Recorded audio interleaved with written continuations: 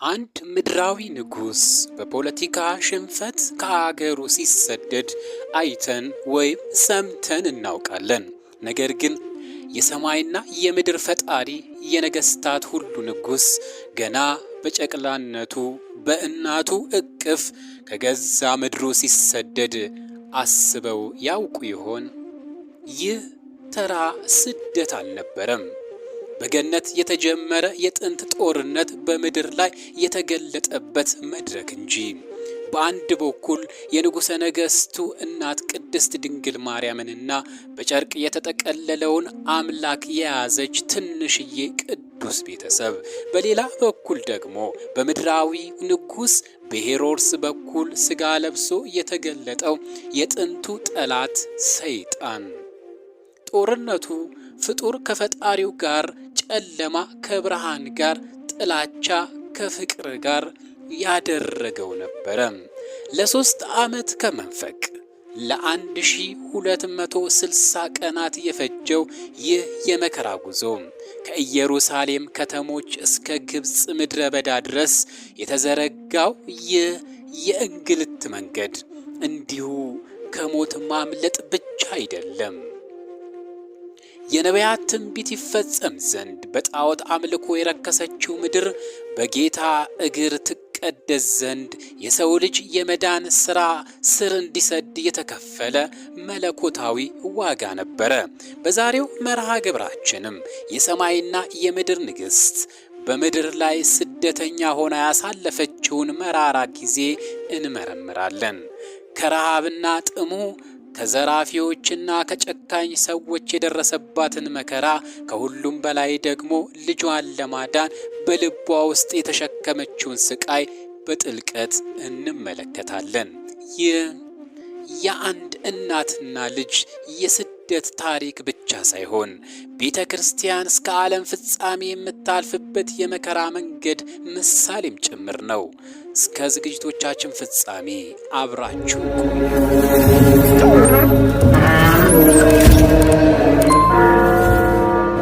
በስመ አብ ወወልድ ወመንፈስ ቅዱስ አህዱ አምላክ አሜን። ይህንን ዝግጅት ወደ እናንተ ለማድረስ ሕይወተ ማርያም ድንግል በሚል ርዕስ በሊቀ ሊቃውንት ስምዐኮነ መልአክ የተዘጋጀውን መጽሐፍ ተጠቅመናል። ይህንን ዝግጅት ከመጽሐፉ ጥቂት ገጾችን በመቀንጨብ የቀረበ በመሆኑ ውድ ተመልካቾቻችን መጽሐፉን ገዝታችሁ እንድታነቡ እየጋበዝን እነሆ ለጸሐፊው መምህራችን ቃለ ሕይወት ያሰማልን ለማለት እንወዳለን። 3 ዓመት ከመንፈቅ። ይህ ዘመን እመቤታችን ከኢየሩሳሌም ውጭ የኖረችበት ዘመን ነው። ጌታ በተወለደበት በ2 ዓመቱ 70 ሰገል በመጡበት ወራት ከሄሮድስ ቁጣ የተነሳ ድንግል ከነ ልጇ በከተማ መቀመጥ አልቻለችም። ሰይጣን የሰው ልጆችን የመዳን ሥራ ሲጀመር ሲመለከት ዝም አላለም። ገና ይወርዳል ይወለዳል ሲባል ትንቢቱን በመስማቱ ለኢሳይያስን በመጋዝ አስተርትሮ በኩላብ አሰቅሎ አስገድሎ ነበረ። ሲወለድም የተወለደውን ሕፃን ማሳደድ ጀመረ።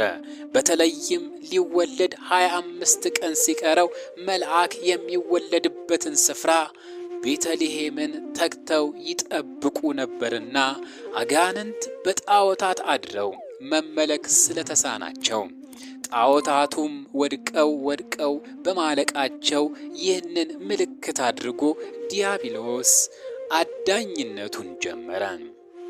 የአባቶቻችን አዳኝ እርሱ በማምላክም ከሰው እስከ አጋንንት የክፋት ሰራዊቶችን አስከትሎ ለሰልፍ ተነሳ።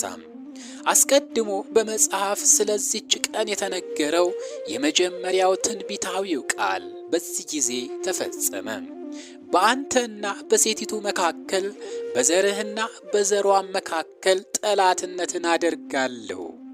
ይህ ቃል በገነት ውስጥ ከተነገረው የወደፊት የሰው ልጅ ጠቋሚ ቃላቶች መካከል አንዱ ሲሆን እመቤታችንና የወደቀው እባብ ተብሎ በሚጠራው ጥንተ ጠላታችን በሰራዊት አጋንንትና በጌታችን በኢየሱስ ክርስቶስ መካከል የሚደረገውን ጦርነት የሚያመለክት ቃል ነው። እግዚአብሔር የተናገረው ይፈጸም ግድ ነውና ይህ ንጉሠ ሰማይ ወምድር እናቱ እመቤታችን ቅድስት ድንግል ማርያም ለሰይጣን ውጥን ጨራሽ በሆኑ ምድራውያን ነገሥታት ጋር ከአገር ወደ አገር ተሰደደች።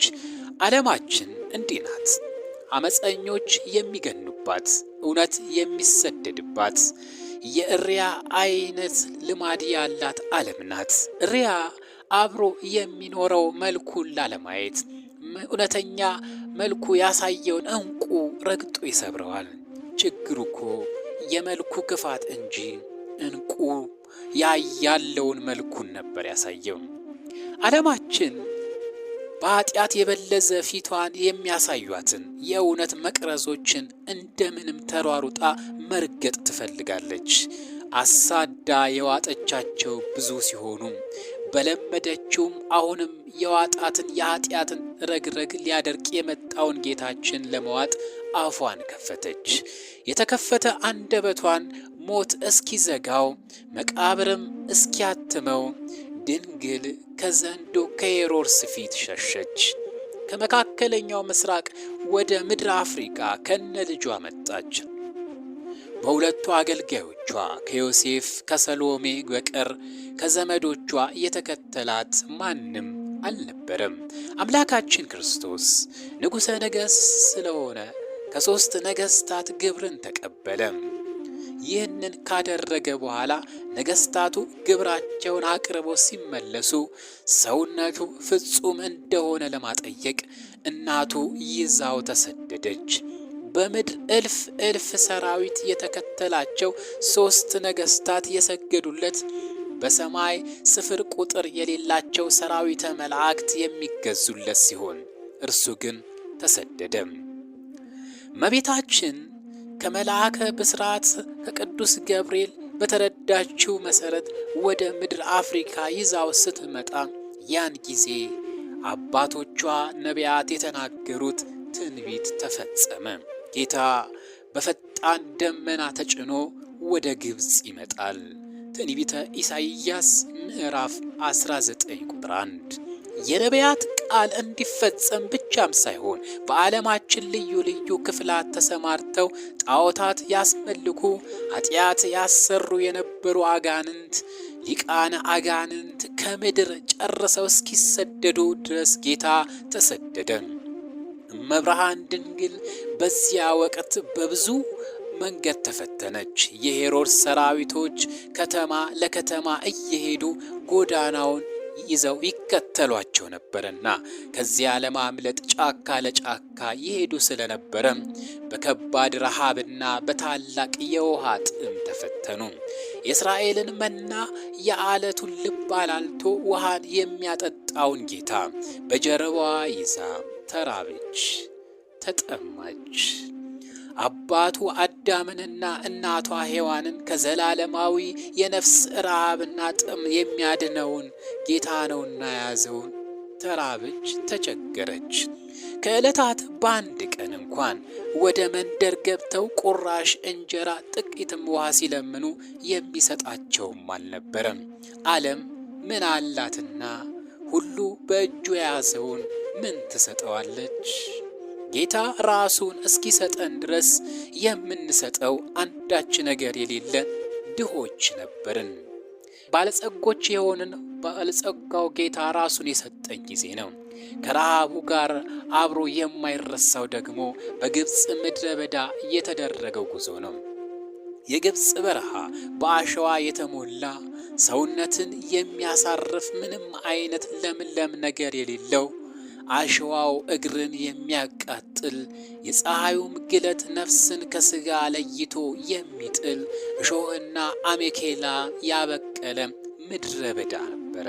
ከአዳም በደል የተነሳ የረከሰችውን ምድር ሊቀድሳት የተረገመችውንም ሊባርካት የመጣውን ጌታ የሰውን ሕማም በስጋው መከራ ሲቀበል ዳግማዊት ሔዋንም እመቤታችንም እንደ እናቷ ሔዋን ከብርቱ ዋጋ ጋር መከራን ተቀበለች።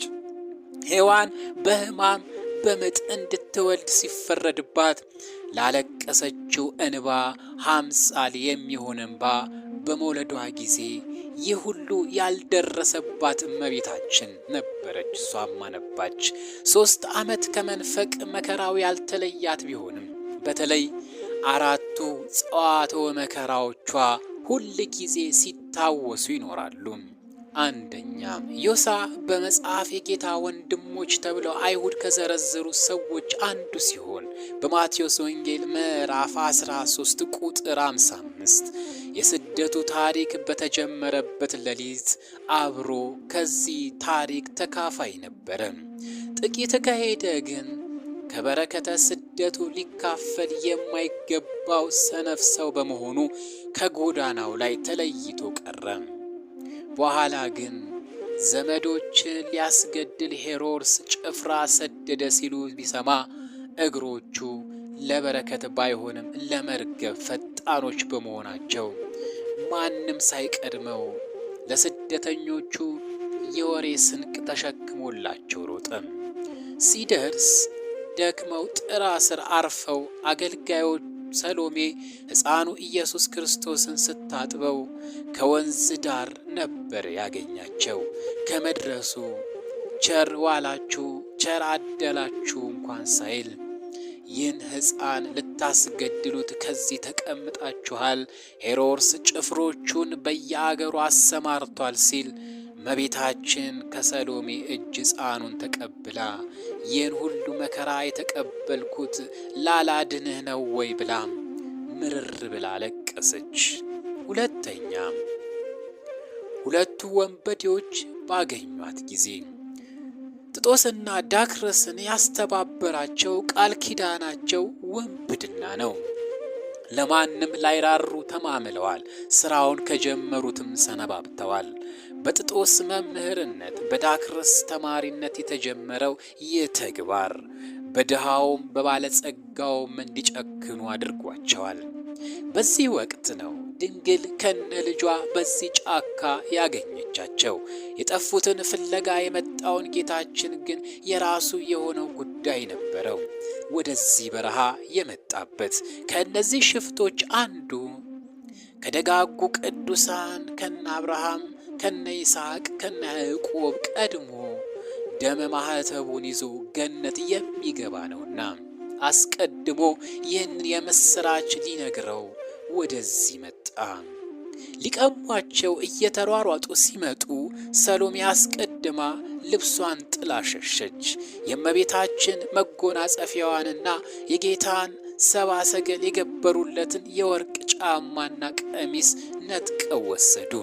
አዳምና ሔዋን የብርሃን መጎናጸፊያቸው ተገፈው ነበረና ለዚያ ካሳ እንዲሆን ነው።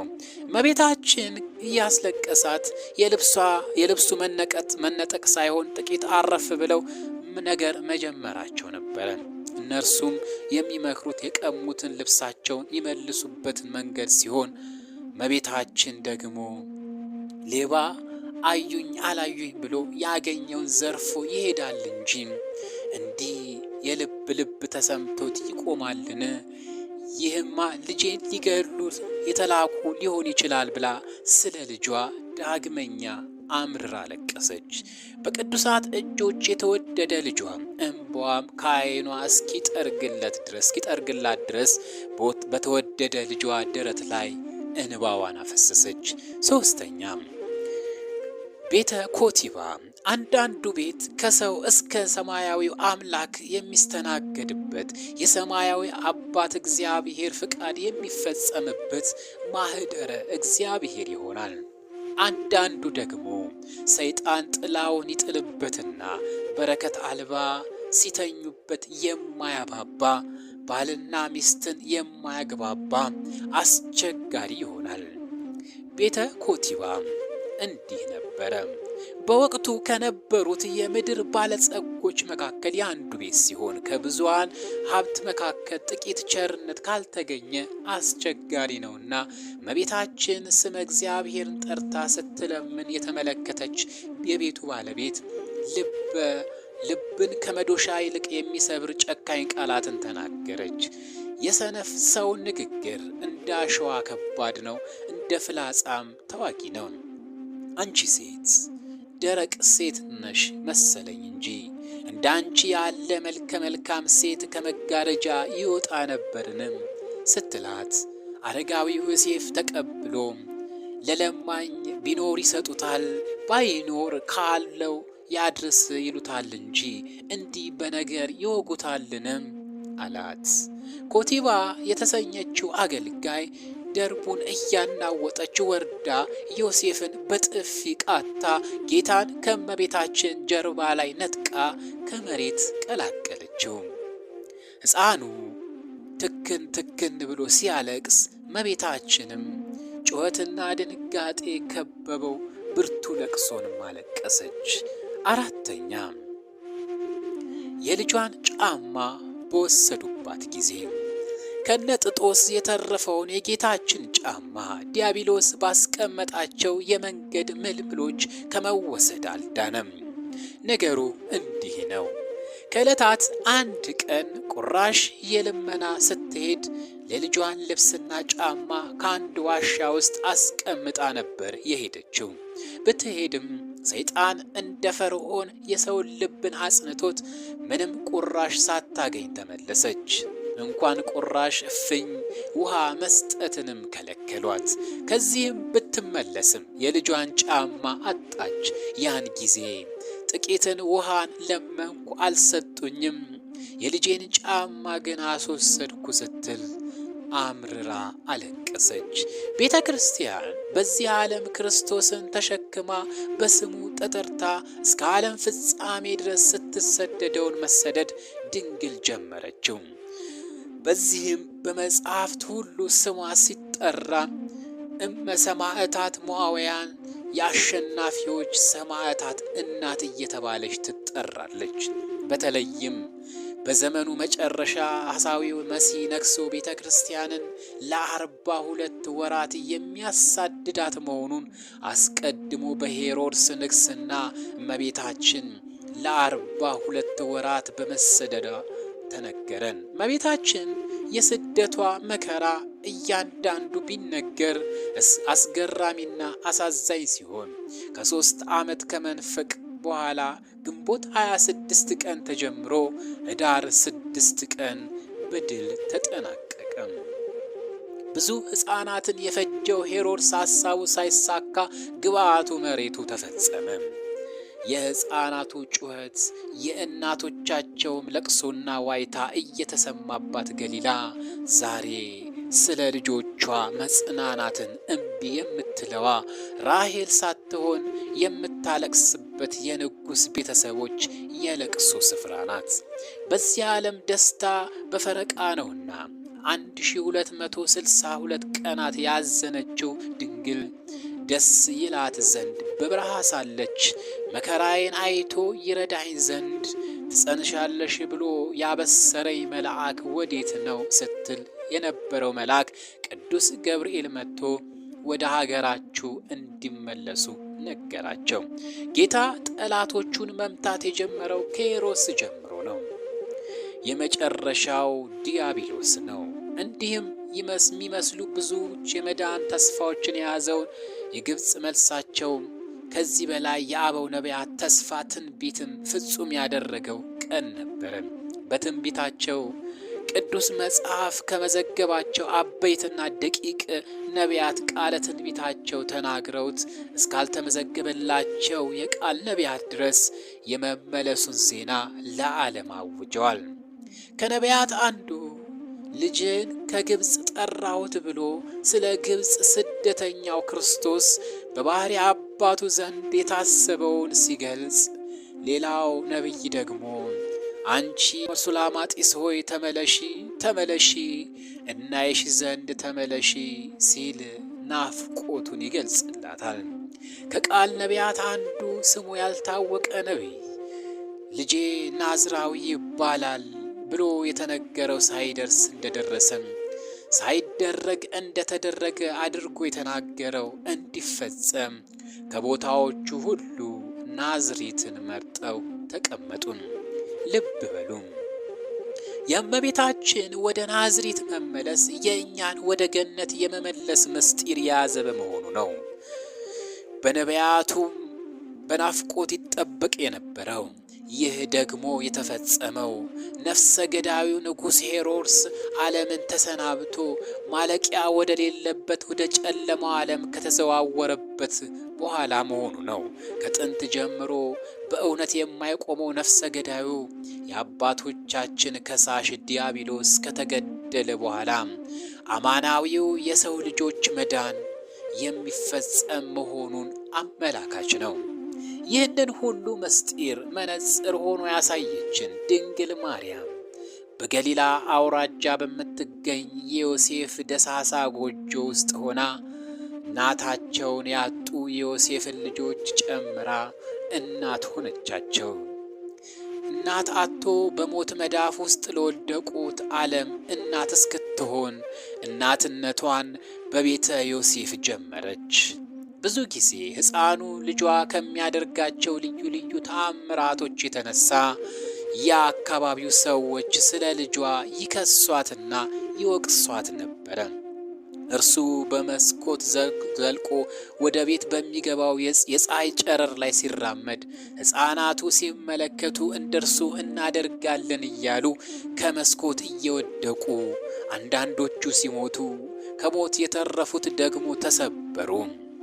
ሌላ ጊዜ ደግሞ ጭቃውን አድቦልቡሎ ሕይወትን የሚያድል እስትንፋሱን ሲለግሳቸው በረው ሲሄዱ ሕፃናቱ ተመልክተው በስትንፋሳቸው ሕይወትን እንፈጥራለን ብለው እፍ ሲሉ ዋሉ።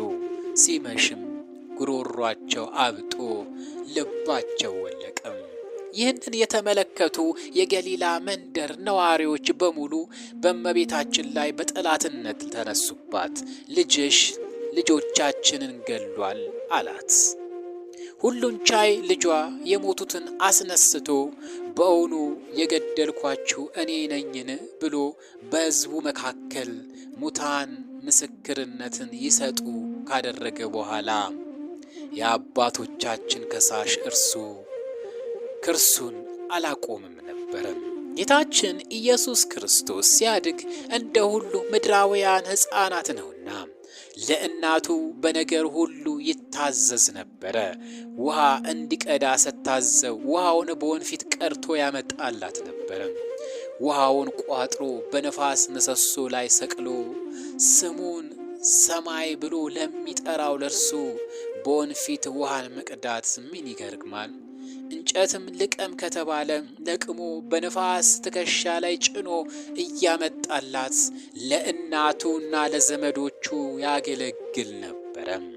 በዚህ ሁሉ ነገር መላእክትና ሊቃነ መላእክት ይገረማሉ፣ አጋንንት ይደነግጣሉ። ባለመታዘዝ የተጀመረውን ኃጢአት በመታዘዝ ሊሽረው መጥቷልና ይህንን አገልግሎቱን ሲያዩ መላእክት በመገረም ዝም ይላሉ። ሊያገለግሉት እንጂ ሊያገለግል የማይገባው ሆኖ ሳለ በፈቃዱ ይህንን አድርጓልና ነገሩ ሁሉ እንደ ሕፃናት ሆነ እንጂ ከሕፃናት የተለየበት ምንም መንገድ አልነበረም። ሁለት የሰው ልጅ ሊያልፍ የሚገባውን መንገዶችንም ፈጸመ። የመጀመሪያው ሕገ ጠባያዊ ነው። በተፈጥሮ የተሰጠ የፍጥረት ሕግ ሲሆን በቀዳሚው ልደቱ ይህ አልነበረበትም። በዳህራዊው ልደቱ ከድንግል ሲወለድ ግን ይህንን የተፈጥሮ ሕግ ሳያዛባ ከማኅፀን ጀምሮ በየጥቂቱ አሳደገ እንጂ አምላክ ነኝና ዕለቱን ተወልጄ ዕለቱን ልደግ አላለም። ሁለተኛው ሕግ መጽሐፋዊ ነው። ጌታ ኢየሱስ ክርስቶስ በዚህ ሕግ ስር እንዲያልፍ ዕድሜው ለትምህርት ሲደርስ እመቤታችን ወስዳ ለገማልያ አስተምርልኝ ብላ ሰጠችው። ሰው የሚሆነውን ለመሆን ይህንን አደረገው እንጂ የመምህራን መሪያቸው የአዋቂዎችም ዕውቀታቸው እርሱ እኮ ነው። እናቱ ድንግል ማርያም ግን ነገሮችን ሁሉ በልቧ እየጠበቀች ታስቀምጥ ነበረም። ለበዓል በኦሪታውያን ልማድ ወደ ቤተ መቅደስ ያወጣችው እንደሆነም አስከትላው ትሄድ ነበረ። ወደ ቤተ መቅደስም መሄድን የነበረው ልክ 12 ዓመት ሲሞላው እንደነበረ መጽሐፍ ይናገራል። በሌሎች ሌዋውያን ካህናት ከ20 ዓመት በታች እንዳይወጡ ሥርዓት ተሰርቶላቸዋል። እርሱ ግን የሚወጣው በሊቃውንቱ መካከል ተገኝቶ ለማስተማር ነውና በዚህ ታናሽ ዕድሜው ወደ መቅደስ ወጥቷል። ከስደቱ ረድኤት በረከትን ይክፈለን። የእግዚአብሔር ሰላም፣ የእመቤታችን የቅድስት ድንግል ማርያም ምልጃና በረከት አይለየን። አሜን።